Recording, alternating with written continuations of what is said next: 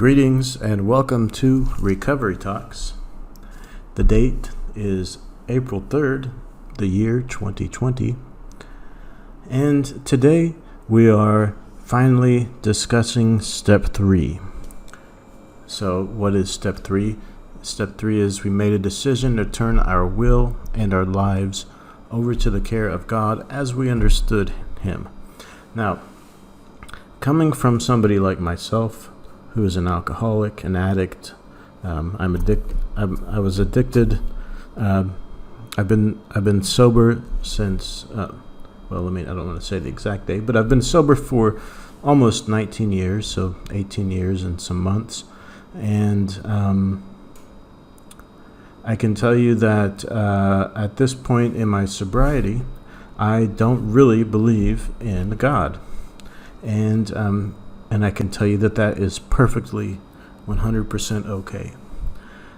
So then, you might ask, well, how can you turn your will and your life over to the care of God if you don't believe in God? And, I have to remind you that the book Alcoholics Anonymous says that we need to only consider our own ideas about God, or we only have to think about what is our own conception.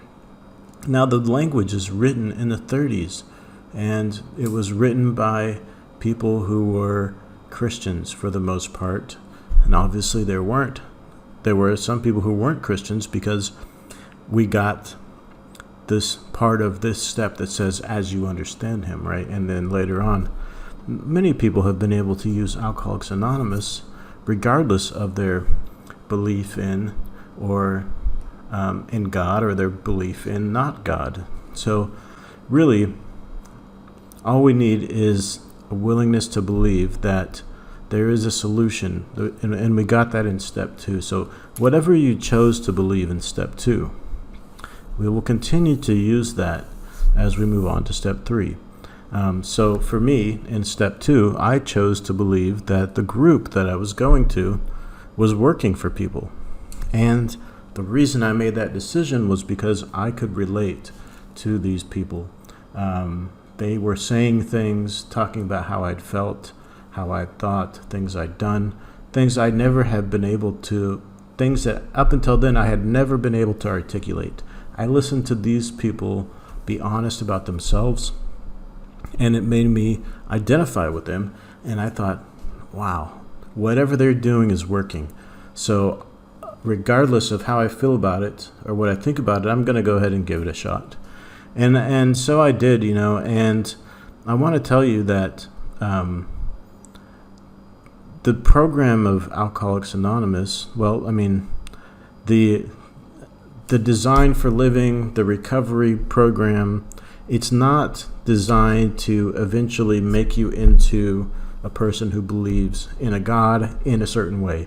I know it can seem like that because of the language, and if you're like me, you're like paranoid, and also because it's not helped. That idea is not helped by people who in the meetings, constantly say things like, oh, when I first came in, I used to not believe in God, but I just stuck around, and now all of a sudden we're walking hand in hand, tiptoeing through the tulips in a spiritual land of eternal happiness, or whatever, So they make it sound like if you're doing your program correctly, then eventually you will believe in whatever God they think there is, or something like that, So if you believe in God already, that's fine too.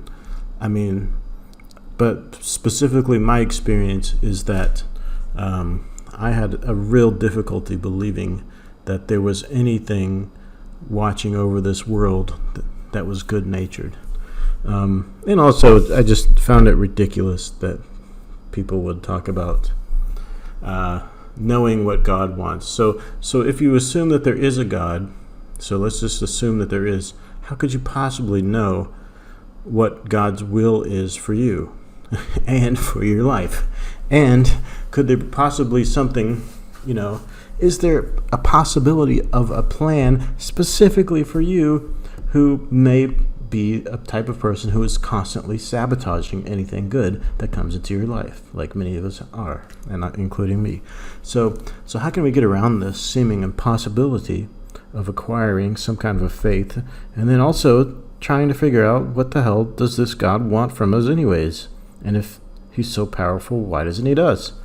So if you look in the big book of Alcoholics Anonymous, it talks about, in step 3, it talks about coming to an understanding that the main reason our lives have been difficult, in the drug addiction, in the alcoholism, in the active alcoholism, even in the sober alcoholism, is because of self-obsession, because we are only able to see in this world at any given time that we have needs to be met, we have desires that we want to satisfy, and we have fears that we need to address.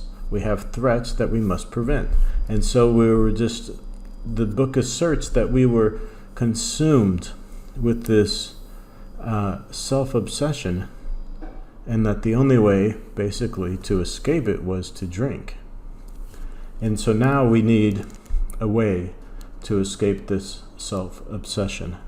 So I think the argument's a pretty good one, because in my experience, I was self-obsessed, and I used to be really ashamed of that, and it was a good, when I was new in recovery, it was a good way to motivate me to do something, was to say, oh, you're so selfish, or you're so self-centered, because I didn't really want to be. But later on, I learned through inventory process and through therapy, lots of therapy, that the reason I was so self-obsessed was because I was in a tremendous amount of pain. And when we talk about step 4, which is next, we'll talk about the reasons why we drank, the causes and conditions, okay? So yeah, I was completely self-obsessed because I was completely in pain. It reminds me of, I don't know, the imagery that comes to my mind is like having an enormous sticker stuck in your toe inside your shoe. I mean, of course, the pain I was in was hurting a lot more and in a larger scale than that. But, that's what that's what the image that comes to my mind is, that I'm trying to walk around and do things, and I have this stabbing in me constantly. And so, of course, I'm self-centered because that pain keeps recentering my attention on myself. And when you get desperate, it doesn't really matter what you have to do to make yourself feel better, or try to escape shame, or try to escape fear. So to turn my will and my life over to the care of a God, or, as I understood him, for me, at the bare minimum, it only means, it's at bare minimum. I could say it's more than adequate to take this step by saying that, yes, I will continue with the rest of the steps. That's it, right? I will finish the rest of the steps. That is a perfectly adequate step 3. And all we need is adequate. So there's a saying, the only step you can do 100% is step 1. So for step 3, that's adequate. Now, there are a lot of other things that you could do if you are, in fact, a religious person, or if you have some kind of a spirituality. You can develop routines. Routines are extremely useful, and that's, I think that we should do things that are useful. I find that when I incorporated this idea of morning meditation into my daily ritual, my daily routine. So how does it work? Well, for me, I'd wake up and then I would read 2 pages a day from some kind of recovery literature.